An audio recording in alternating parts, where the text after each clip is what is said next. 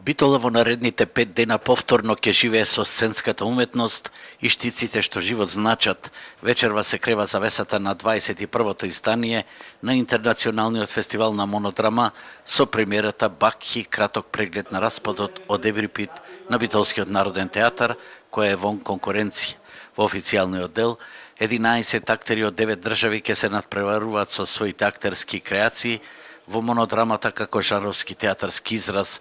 За жал, годинава Министерството за култура не одвои ниту денар за овој реномиран фестивал и Центарот за култура во Битола како организатор го остави на цедило. Оваа година изостанува поддршката од Министерство за култура, која што пак од друга страна беше поттик да се испробаме колку се нашите сили со сопствени средства и се разбира дека со голема помош од општина Битола и успеваме да го реализираме 21-то издание на Интернационалниот фестивал на монодрама, кој што програмски по ништо нема да се разликува од другите фестивали изминати, а дури можеби можам да кажам дека имаме збогатена и уште поубава програма од досега.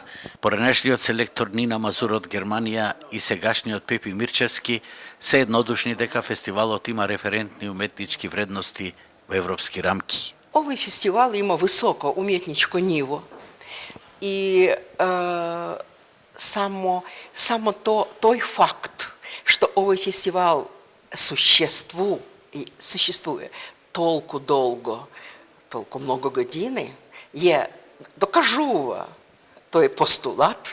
Ме радува фактот што и во Македонија во последно време се појавува се поголем интерес за монодрами, заинтересирани се повеќе актери и автори кои се интересираат за оваа форма на драма.